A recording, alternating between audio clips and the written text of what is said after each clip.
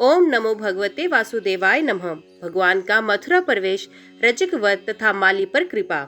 श्री प्राशर जी बोले, अक्रूर जी ने श्री विष्णु भगवान का जल के भीतर इस प्रकार स्तवन कर उन सर्वेश्वर का मन कल्पित धूप, दीप और पुष्पादि से पूजन किया। उन्होंने अपने मन को अन्य विषयों से हटाकर उन्हीं में लगा दिया और चिरकाल तक उन ब्रह्मभूत में ही समाहित भाव से स्थित रहकर फिर समाधि से वृत्त हो गए। तदंतर महामती अक्रूर जी आपके अपने जो को कृत्य कृत्य सा मानता हुआ यमुना जल से निकलकर फिर रथ के पास चले आए। वहां आकर उन्होंने आश्रय युक्त नेत्रों के साथ राम और कृष्ण को पूर्वत रथ में ही बैठा देखा। उस समय श्री कृष्णचंद्र ने अक्रूर जी से कहा। श्री कृष्ण जी बोले, अक्रूर जी, आपने अवश्य ही यमुना जल में कोई आश्चर्यजनक बात देखी है, क्योंकि आपके नेत्र आश्चर्यचकित दिख पड़ते हैं। अक्रूर जी बोले, हे अच्युत, मैंने यमुना जल में जो आश्चर्य देखा है उसे मैं इस समय भी अपने सामने मूर्तिमान देख रहा हूँ।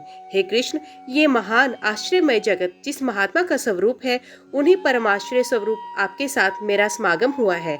हे मधुसूदन, अब उस आश्चर्य के विषय में और अधिक कहने से लाभ ही क्या। चलो, हमें शीघ्र ही मथुरा पहुंचना है। मुझे कंस से बहुत भय लगता है। दूसरे के दिए हुए अन्न से जीने वाले पुरुषों के जीवन को धिक्कार है। ऐसा कहकर अक्रूर जी ने वायु के समान वेग वाले घोड़ों को हाका और सायंकाल के समय मथुरापुरी में पहुंच गए। मथुरापुरी को देखकर अक्रूर ने राम और कृष्ण से कहा, हे वीरवरों, अब मैं अकेला ही रथ से जाऊंगा। अब दोनों पैदल चले आवे। मथुरा में पहुंचकर आप वसुदेव जी के घर ना जाएं, क्योंकि आपके कारण ही उन वृद्ध वसुदेव जी का कंस सर्वदा निरादर करता रहता है। श्री प्राशर जी बोले, ऐसा कह अक्रूर जी मथुरापुरी में चले गए। उनके पीछे राम और कृष्ण भी नगर में प्रवेश कर राजमार्ग पर आए। वहां के नर नारियों ने आनंद पूर्वक देखे जाते हुए वे दोनों वीर मतवाले तरुण हाथियों के समान लीला पूर्वक जा रहे थे। मार्ग में उन्होंने एक वस्त्र रंगने वाले रजक को घूमते हुए देखा। उसे रंग बिरंगे सुंदर वस्त्र मांगे। वे रजक कंस का था और राजा के मुंह लगा होने से बड़ा घमंडी हो गया था। अतः राम और कृष्ण के वस्त्र मांगने पर उसने विस्मित होकर उनसे बड़े जोर के साथ अनके दुर्वाक्य बोले। तब श्री कृष्णचंद्र ने क्रुद्ध होकर अपने करतल के प्रहार से उस दुष्ट रजक का भार पृथ्वी से गिरा दिया। इस प्रकार उसे मारकर राम और कृष्ण ने उसके वस्त्र छीन लिए तथा क्रमश नील और पीत वस्त्र धारण कर वे प्रसन्न चित्त से माली के घर आए। हे मित्र, उन्हें देखते ही उस माली के नेत्र आनंद से खिल गए। वे आश्चर्यचकित होकर सोचने लगे कि ये किसके पुत्र हैं और कहां से आए हैं। पीले और नीले वस्त्र धारण किए उन अति मनोहर बालकों को देखकर उसने समझा मानो दो देवगण ही पृथ्वी पर आ गए हैं। तब उन विकसित मुख कमल बालकों ने उससे पुष्प मांगे तो उसने अपने दोनों हाथ पृथ्वी पर रखकर शीर से भूमि को स्पर्श किया। फिर उस माली ने उन दोनों को कहा, हे नाथ, आप बड़े ही कृपालु हैं जो मेरे घर पधारे हैं। मैं धन्य हूँ, क्योंकि आज मैं आपका पूजन कर सकूंगा। तदंतर उन्होंने देखा, ये बहुत सुंदर है, ये बहुत सुंदर है। इस प्रकार प्रसन्न मुख से लुभा लुभाकर उन्होंने इच्छा अनुसार पुष्प दिए। उसने उन दोनों पुरुष श्रेष्ठों को पुण्य पुण्य प्रणाम कर अति निर्मल और सुगंधित मनोहर पुष्प दिए। तब कृष्णचंद्र ने भी प्रसन्न होकर उस माली को ये वर दिया कि हे भद्र, मेरे आश्रित रहने वाली लक्ष्मी तुझे कभी नहीं छोड़ेगी। हे सौम्य, तेरे बल और धन का हवास कभी नहीं होगा और जब तक दिन सूर्य की सत्ता रहेगी तब तक तेरी संतान का उच्छेद न होगा। तू भी याव जीवन नाना प्रकार के भोग भोगता हुआ अंत में मेरी कृपा से मेरा स्मरण करने के कारण दिव्य लोक को प्राप्त होगा। हे भद्र, तेरा मन सर्वदा धर्मपरायण रहेगा तथा तेरे वंश में जन्म लेने वालों की आयु दीर्घ होगी। हे महाभाग, जब तक सूर्य रहेगा तब तक तेरे वंश में उत्पन्न हुआ कोई भी व्यक्ति उपसर्ग आदि दोष को प्राप्त नहीं होगा। श्री प्राशर जी बोले, हे मुनिश्रेष्ठ, ऐसा कहकर श्री कृष्णचंद्र बलभद्र जी के सहित मालाकार से पूजित हो उनके घर से चले गए। श्री प्राशर जी बोले, तदंतर श्री कृष्णचंद्र ने राजमार्ग में एक नव यौवना कुजय स्त्री को अनुलेपन का पात्र लिए जाती देखा। तब श्री कृष्ण ने उसे विलास पूर्वक कहा, अये कमल लोचने, तू सच सच बता, ये अनुलेपन किसके लिए ले जा रही है। भगवान कृष्ण के कामुक पुरुष की भांति इस प्रकार पूछने पर अनुरागिनी कुब्जा ने उनसे दर्शन से हठात आकर्षित हो अति ललित भाव से इस प्रकार कहा, हे कांत, क्या आप मुझे नहीं जानते?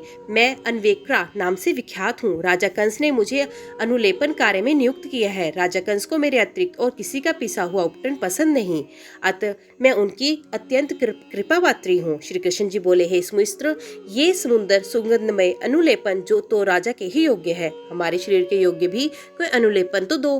श्री पराशर जी बोले, ये सुनकर कुब्जा ने कहा, लीजिए, और फिर उन दोनों को आदर पूर्वक उनके शरीर योग्य चंदनादि दिए। उस समय वे दोनों पुरुष श्रेष्ठ अंगों में पत्र रचना विधि से यथावत अनुलिपित होकर इंद्रधनुष युक्त श्याम और श्वेत मेघ के समान सुशोभित हुए। तत्पश्चात उल्लापन विधि जानने वाले भगवान कृष्णचंद्र ने उसकी ठोड़ी में अपनी आगे की 2 उंगलियां लगा दी, उसे उचकाकर हिलाया तथा उसके पैर अपने पैरों से दबा लिए। इस प्रकार श्री केशव ने उसे सीधे शरीर वाली कर दी। तब सीधी हो जाने पर वे संपूर्ण स्त्रियों में भी सुंदर हो गई। तब वे श्री गोविंद का पल्ला पकड़कर अंत गर्भित प्रेम भार से अलसाई हुई विलास रहित वाणी से बोली, आप मेरे घर चलिए। उसके ऐसा कहने पर श्री कृष्णचंद्र ने उस कुब्जा से, जो पहले अनेकों अंगों से टेढ़ी थी परंतु अब सुंदर हो गई है, बलराम जी के मुख की ओर देखकर हंसते हुए कहा, हाँ, तुम्हारे घर भी आऊंगा। ऐसा कहकर श्री हरि ने उसे मुस्कुराते हुए विदा किया और बलभद्र के मुख की ओर देखते हुए जोर जोर से हंसने लगे। तदंतर पत्र रचनादि विधि से अनुलिपित तथा विचित्र विचित्र मालाओं से सुशोभित राम और कृष्ण क्रमशः लीलांबर और पीतांबर धारण किए हुए यज्ञशाला तक आए। वहां पहुंचकर उन्होंने यज्ञ रक्षसों से उस यज्ञ के उद्देश्य स्वरूप धनुष के विषय में पूछा और उनके बतलाने पर श्री कृष्णचंद्र उसे सहसा उठाकर उस पर प्रत्यंचा चढ़ाने लगे। उस पर बलपूर्वक प्रत्यंचा चढ़ाते समय वे धनुष टूट गया। उस समय उसने ऐसा घोर शब्द किया कि उससे संपूर्ण मथुरा गूंज उठी।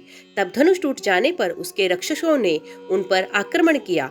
उन रक्षा सेना का संहार कर वे दोनों बालक धनुषशाला से बाहर आए। तदंतर अक्रूर के आने का समाचार पाकर तथा उस महान धनुष को भगन हुआ सुनकर कंस ने चाणूर और मुष्टिक से कहा। कंस बोला, यहाँ दोनों गोपाल बालक आ गए हैं, वे मेरा प्राण हरनाए हैं। अब तुम दोनों मल्ल युद्ध से उन्हें मेरे सामने मार डालो। यदि तुम लोग मल्ल युद्ध में उन दोनों का विनाश करके मुझे संतुष्ट कर दोगे तो मैं तुम्हारी समस्त इच्छाएं पूर्ण कर दूंगा। मेरे इस कथन को तुम मिथ्या ना समझना। तुम न्याय से अथवा अन्याय से मेरे इन महाबलवान अपकारियों को अवश्य मार डालो। उनके मारे जाने पर ये सारा राज्य हमारा और तुम दोनों का सामान्य होगा। मल्लो, इस प्रकार आज्ञा दे। कंसदे ने अपने महावत को बुलाया और उसे आज्ञा दी कि तू हाथी को मल्लों की रंगभूमि के द्वार पर खड़ा कर, और जब वे गोप कुमार युद्ध के लिए वहां आए तो उन्हें इससे नष्ट करा दे। इस प्रकार उसे आज्ञा देकर और समस्त सिंहासनों को यथावत रखे देखकर जिसकी मृत्यु पास आ गई है, वे कंस सूर्योदय की प्रतीक्षा करने लगा। प्रातःकाल होने पर समस्त मंचों पर नागरिक लोग और राजमंचों पर अपने अनुचरों के सहित राजा लोग बैठे। तदंतर रंगभूमि के मध्य भाग के समीप कंस ने युद्ध परीक्षकों को बिठाया और फिर स्वयं आप भी एक ऊंचे सिंहासन पर बैठा। वहां अंतपुर की स्त्रियों के लिए पृथक मचान बनाए गए थे तथा मुख्य मुख्य वारांगनाओं को नगर की महिलाओं के लिए भी अलग अलग मंच थे। कुछ अन्य मंचों पर नंदगोप आदि गोपगण बिठाए गए थे और उन मंचों के पास ही अक्रूर और वसुदेव जी बैठे हुए थे।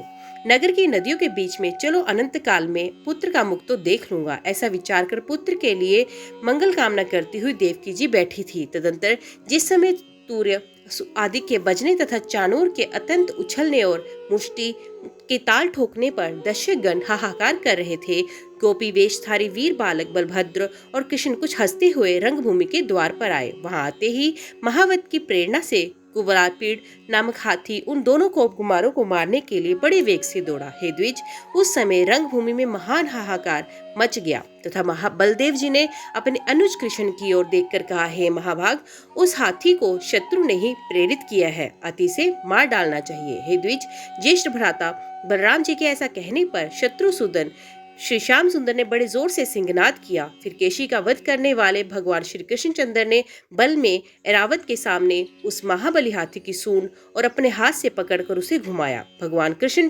यद्यपि संपूर्ण जगत के स्वामी हैं, तथापि उन्होंने बहुत देर तक उस हाथी के दांत और चरणों के बीच में खेलते खेलते अपने दाएं हाथ से उसका बायां दांत उखाड़कर उससे महावत पर प्रहार किया।